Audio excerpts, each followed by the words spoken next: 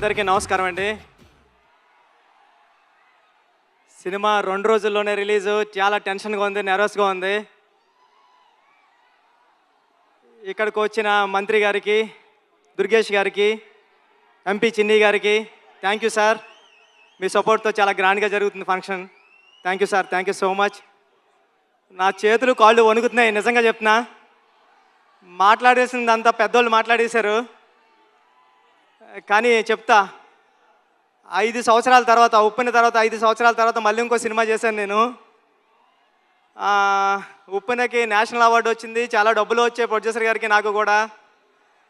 ఇన్ని సంవత్సరాల టైం ఎందుకు తీసుకున్నారా అంటే అది ఓన్లీ పెద్ద సినిమా కోసం తీసుకున్నా.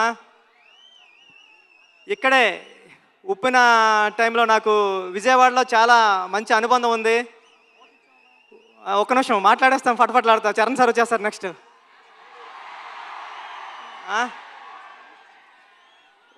ఉప్పెన నేను ఇక్కడే నాగార్జున యూనివర్సిటీ దగ్గర సైకిల్ తొక్కుంటా రాసుకున్నాను స్టోరీ. నేను ఫాదర్ అవుతున్నానని డాక్టర్ గారు చెప్పింది కూడా విజయవాడలోనే. ఆ దుర్గామాత బ్లెస్సింగ్స్ నాకు ఎప్పుడూ ఉంటాయని కోరుకుంటున్నాను. చరణ్ సార్, నేను ఉప్పెన అయిపోయిన తర్వాత ఎవరితో సినిమా చేయాలని టెన్షన్లో తిరుగుతూ ఉంటే నన్ను మీ దగ్గరికి తీసుకొచ్చారు మా గురువుగారు సుకుమార్ గారు. థ్యాంక్ యూ సుక్కు సార్, నన్ను చరణ్ సార్ దగ్గర కూర్చోబెట్టినందుకు తీసుకెళ్ళి. అంటే నాకు ఉప్పెన మెగాస్టార్ చిరంజీవి గారు ఇస్తే పెద్ది రామ్ చరణ్ గారు ఇచ్చారు. నేను చరణ్ సార్కి స్టోరీ చెప్పాను, దేవుణ్ణి మొక్కుని వెళ్ళాను. ఒక్క కరెక్షన్ కూడా చెప్పకుండా, స్వామి దత్తాత్రేయ స్వామి ఇది ఓకే చేస్తే నీకు రుణపడిపోతానని. చరణ్ సార్ ఒక్క కరెక్షన్ కూడా చెప్పలేదు. పెద్ది అంటే ఒక కమర్షియల్ ఫిల్మ్లా కనిపిస్తుంది మీకు, కానీ ఇది కమర్షియల్ ఫిల్మ్ కాదు. చాలా కమర్షియల్ ఫిల్మ్గా ఉంటూ ఒక ఎమోషనల్ డ్రామా ఇది. ఒక ఆటగాడి జర్నీ. అంటే ఆట అంటే ఇన్నాళ్ళు ఆట అంటే ఆగతాయితనంగా ఉంటుంది, కానీ ఆట ఏం తీసుకొస్తుంది ఒక మనిషికి? తన ఐడెంటిటీ తీసుకొస్తుంది, తన గౌరవం తీసుకొస్తుంది, తన చుట్టూ ఉన్న మనుషుల్ని కూడా మారుస్తుందని చెప్పే కథ పెద్ది. అంటే పెద్ది అంటే అలలా ఎగసపడిన మనిషి కథ కాదు, పడినా లేచిన మనిషి కథ పెద్ది. టెన్షన్గా ఉంది. చరణ్ సార్, అంటే ఈ జర్నీలో మీతో గడిపిన రోజులన్నీ నాకు గుర్తున్నాయి. షూటింగ్ డేస్ నుంచి మీరు ఎక్కడున్నాడు కూడా కనిపిస్తలేదు నాకు. షూటింగ్లో నేను కొత్త, అంటే సెకండ్ ఫిల్మ్కే ఒక స్టార్ హీరో డైరెక్టర్ని నమ్మివ్వడం అంటే మామూలు విషయం కాదండి. ఉప్పెన అయిపోయిన తర్వాత, చాలా హిట్ అయిపోయిన తర్వాత చాలామంది అసిస్టెంట్ డైరెక్టర్స్ హైదరాబాద్లో కనిపించినప్పుడు కానీ కాల్ చేసి నాకు మాట్లాడారు, అన్న ఇంటికి వెళ్ళిపోతారనుకుంటే మా అమ్మ మా నాన్న ఇంకొక 2-3 సంవత్సరాలు ట్రై చేయరా, బుచ్చిబాబు లాంటి ఓడే డైరెక్టర్ అయ్యారంటే మీరు అవుతారని. అలాగా అంటే ఒక రెండో సినిమా డైరెక్టర్కి ఒక పెద్ద సినిమా స్టార్ డైరెక్టర్ సినిమా ఇవ్వడం అంటే మామూలు విషయం కాదు సార్. నన్ను నమ్మారు, నా కథను నమ్మారు. అంటే ఒక నిజాయితీగా ఒక కథ రాస్తే, పెద్ద కథ ఒక దర్శకుడు రాస్తే, ఒక నిజాయితీ గల హీరో ఆ కథను నమ్మి చేస్తే ఏంటి అన్నది పెద్ద తెలుస్తుందండి. పెద్ద నేను రోజు చూస్తున్నా, ఇప్పటికి నేను 50 టైమ్స్ నుండి 100 టైమ్స్ చూసా. పెద్ద చూసిన ప్రతిసారి సెకండ్ హాఫ్లో లాస్ట్ 40-50 నిమిషాలు నేను ఎమోషనల్ అయిపోతా, నా కళ్ళంటే నీళ్ళు వస్తాయి. సేమ్ టైము నా చుట్టుపక్కల చూసిన వాళ్ళు కూడా అదే చెప్తున్నారు. వాళ్ళు చాలా ఎక్కువ చెప్పారు, నేను చెప్తే బాగోదని చెప్తలేదు. చాలా మంచి సినిమా తీసావురా, చాలా బాగుంటుంది సినిమా, అందరూ చూస్తారు అని చెప్తున్నారండి. ఈ సినిమా June 4th రిలీజ్ అవుతుంది. ఫ్యామిలీస్తో వెళ్ళండి, మీ కిడ్స్ని తీసుకుని వెళ్ళండి. అంటే పెద్ద అంటే ఒక ఆటంకం వస్తే ఆగిపోయే కుర్రోడి కథ కాదు, ఎన్ని ఆటంకాలు వచ్చినా ముందుకు సాగే కుర్రోడి కథ. నేను 9th క్లాస్లో ఉన్నప్పుడు చదువుకున్నా, పట్టుదల ఉంటే సాధించలేనిది లేదని. 10th క్లాస్ నాన్ డీటెయిల్లో ఉండేది. అలాగ పట్టుదల ఉంటే ఏమి సాధించవచ్చు అంటే చాలా ఇన్స్పిరేషనల్ స్టోరీ పెద్ద జర్నీ. పెద్దిగాడికి విజయం చాలా ఈజీగా దక్కలేదు, చాలా స్ట్రగుల్తోనే విజయం సాధించాడు పెద్దిగాడు.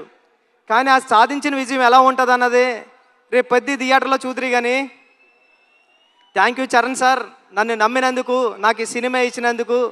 మిమ్మల్ని లైఫ్లో ఎప్పటికీ మర్చిపోను, మీకు రుణపడి ఉంటా సార్ ఎప్పటికీ. Thank you sir, thank you. Janhvi madam, thank you. ఈ సినిమాకి మేమందరం మట్టిలో రస్టిక్గా ఉంటే మీరు తీసుకొచ్చి కలర్ యాడ్ చేశారు. మీ మదర్కి మేమందరం పెద్ద ఫ్యాన్స్. మీ పర్ఫార్మెన్స్ ఎలా ఉంటుందంటే ఒక్కొక్క సీన్లోని ఒక మగరాయిల్లాగా ఉంటుంది, ఒక హీరోయిజం ఉంటుంది మీ పర్ఫార్మెన్స్లో.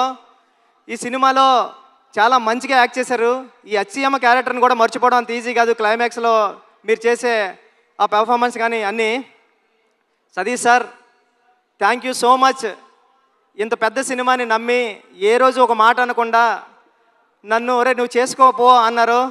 ఇది 350 కోట్లు ఎంత అయింది, నాకు 25 కోట్లతో తీసా పెద్ద సినిమా. రవి గారు గట్ట ఉన్నారు, కానీ ఇప్పుడు ఇంత బడ్జెట్ సినిమా నాకు ఇచ్చారు. నేను జాగ్రత్తగానే చేశానని నమ్ముతున్నా, ఎందుకంటే మీరు ఎప్పుడు నవ్వుతానే స్మైల్తోనే ఉన్నారు. Thank you sir, thank you so much. Jagapathi Babu గారు, అంటే హీరో గారిలో రామ్ చరణ్ గారిని ఎలాగా నమ్ముతారో దీంట్లో అప్పల సూర్య అనే క్యారెక్టర్ ఉంటుంది. అది చాలా చాలా మంచి క్యారెక్టర్ అండి. అప్పల సూరి ఫస్ట్ హాఫ్లో అప్పల సూరిని హీరో గారిని ఎంత బరువైన హృదయంతో మోస్తారో అప్పల సూరి క్యారెక్టర్ని కూడా అంతే బరువైన హృదయంతో మోస్తారు. అప్పల సూరి సీన్స్ వచ్చినప్పుడు మీ కళ్ళంటే నీళ్ళు తిరగకపోతే నా పేరు బుచ్చిబాబు సానయ్య కాదు. దివ్యంద్ గారు, love you so much brother. మీ మిర్జాపూర్ సినిమాకి నేను పెద్ద ఫ్యాన్, మీరు రైల్వే మ్యాన్ కానీ అని.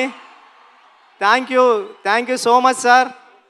మీరు దీంట్లో పెద్దలో పార్ట్ అయినందుకు, ఆన్ బోర్డ్ అయినందుకు thank you so much sir. మీరు చాలా super actor. Love you sir. రండి సార్. ఈ విజువల్స్ అందరూ చెప్తున్నారు, చెన్నైలో నేనుండి రెహమాన్ గారి దగ్గర ఉండి చేసినప్పుడు చెప్తున్నారు అందరూ, ర్యాండీ గారు చాలా బాగా తీశారా, పిక్చర్ అదిరిపోయింది అని. Thank you sir. నేను రాసుకున్న 10 అక్షరానికి ప్రాణం పోశారు. చరణ్ సార్ పర్ఫార్మెన్స్ అంతే నెక్స్ట్ లెవెల్లో చూపించారు. మీరు పెట్టే బ్లాగులు ఎంత బాగున్నాయంటే అది రేపు పొద్దున్న సినిమాలో ఆడియన్స్ అందరూ విట్నెస్ చేయాలని కోరుకుంటున్నా సార్. సార్ అవినాష్ కోలా గారు, థ్యాంక్ యూ. చాలా సెట్లు వేశారు, ఒక 20 సెట్లు వేశారు. వేసి చాలా మంచిగా న్యాచురల్గా తీశారు అవినాష్ కోలా గారు. ఆర్ట్ డైరెక్టర్ అవినాష్ కోలా గారికి థ్యాంక్ యూ. ఏకాంబరం గారు, కాస్ట్యూమ్ డిజైనర్ ఏకాంబరం గారికి చాలా న్యాచురల్గా తీసుకొచ్చారు, ఆయనకి thank you. AR Rahman sir, మీ చికిరి రై రై రారా హలో హలో అన్ని పాటలు హిట్. బ్యాక్గ్రౌండ్ స్కోర్ మీరు కొట్టినప్పుడు చాలా స్టైలిష్గా చాలా మాస్గా ఉంది. Love you sir. ఈ సినిమాకి మీరు మ్యూజిక్ డైరెక్టర్గా చేయడం అన్నది నా చిరకాల వాంఛ కోరిక, అది తీర్చారు. Thank you sir. Thank you so much. Charan sir, మళ్ళీ once again love you sir. మీరు లేకపోతే బుచ్చిబాబు లేడంతే. పెద్ద మీరు నాకు ఇచ్చారు.